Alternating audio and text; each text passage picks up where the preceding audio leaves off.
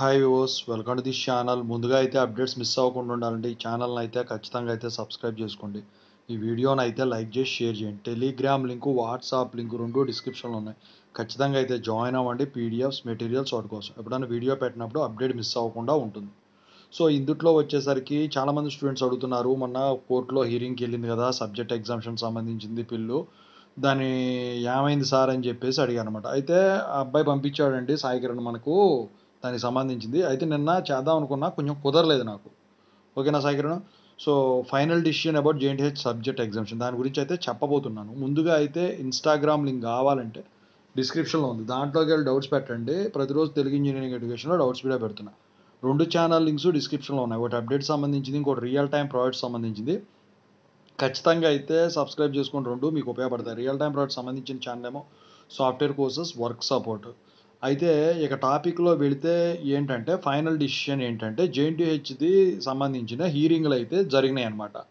మొన్న నేను చెప్పాను కదా, దాని ప్రకారం వాళ్ళు బిల్ వేశారు, వాదనలు జరిగినాయి. జేఎన్టీహెచ్ నుంచి వచ్చిన వాళ్ళు ఎవరైతే అఫీషియల్స్ ఉన్నారో వీళ్ళకైతే జరిగినాయి. అయితే ప్రస్తుతానికి 30/23 గ్రేస్ మార్క్స్ గురించి వీళ్ళు ఆపడానికి కారణం తగ్గించకుండా అదేనట. మరి ఈ సబ్జెక్ట్ ఎగ్జామ్షన్ సంబంధించిన సస్పెన్స్ ఎప్పుడు పెడుతుందంటే, కోర్టు వచ్చేసరికి దీనికి ఫైనల్ డెసిషన్స్ కోసం వచ్చేసరికి డేట్ ఫిక్స్ చేసింది. ఈ ఈ కేసు ఏదైతే ఉందో ఫైనల్ హీరింగ్ కోసం ఏప్రిల్ 8కి వీళ్ళు వాయిదా వేయడం అయితే జరిగిందనమాట. ఏప్రిల్ 8వ తారీఖు దీనికి ఫైనల్ జడ్జిమెంట్ అయితే వచ్చేదానికైతే ఛాన్స్ ఉందని చెప్పి, ఫైనల్ జడ్జిమెంట్ ఛాన్స్ కాదు, ఫైనల్ జడ్జిమెంట్ వస్తుందని చెప్పేసి ఇన్స్టాగ్రామ్లో అయితే మనకు మెసేజ్ చేయడం అయితే జరిగిందనమాట. అయితే ఈ సబ్జెక్ట్ ఎగ్జామ్షన్ సంబంధించింది స్టూడెంట్ తరపున స్టూడెంట్ లాయర్ ఒకళ్ళు వాదిస్తూ ఉన్నారు, పేరు ఏదో చెప్పారు, సరే గుర్తులేదు. మొత్తానికైతే అది గనక కోర్టు గనక ఏకీభవించినట్టయితే మీకు సబ్జెక్ట్ ఎగ్జామ్స్ కూడా వచ్చేదానికి ఛాన్స్ ఉంది.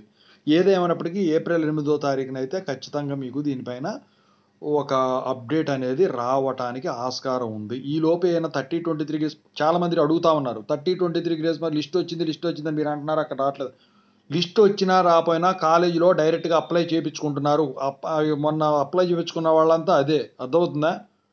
మీరు అట్టా ఫ్రస్ట్రేట్ అయితే మరి పంపించేవాళ్ళు వాళ్ళకి ఎంతో ఇది అవ్వాలి, అర్థమవుతుందా? అక్కడికి వెళ్ళి డైరెక్ట్గా అప్లై చేస్తే చేయించుకోండి, లేకపోతే యూనివర్సిటీకి వెళ్ళండి, సరిపోతుంది. అప్పుడు ఇక అంతకుమించి మనం చేసేది ఏం లేదు, మనకు తెలిసిన వరకే చెప్తాం. కొన్ని కాలేజీలకి రావట్లేదంటే వాళ్ళు ఇవ్వట్లేదేమో, మరి మనకేం తెలుసు అది. అదైతే ఏంటంటే డైరెక్ట్గానే అప్లై చేయించు సార్, మరి అప్లై చేయించుకోవచ్చు అంట కదా, డైరెక్ట్గానే అడగండి, సరిపోతుంది. లేకపోతే ఇక సప్లీ రాసుకొని పాస్ అవుతా అంటే అవ్వండి. ఇది చేసేది అయితే ఏం లేదు. అసలు 9-7 కూడా లేకుండా ఉంటాయా? సరే లిస్ట్ రాలేదన్నారు, బాగానే ఉంది. 9-7 అని ఉంటాయి కదా, 30/23 లేకపోయినా. ఇక తీయలేదు, సర్క్యులర్ రాలేదో దానికి సంబంధించిందనో వీళ్ళు నమ్మట్లేదు. మొత్తానికైతే సబ్జెక్ట్ ఎగ్జామ్షన్ సంబంధించిన అప్డేట్ అయితే ఇదండి. Thank you so much.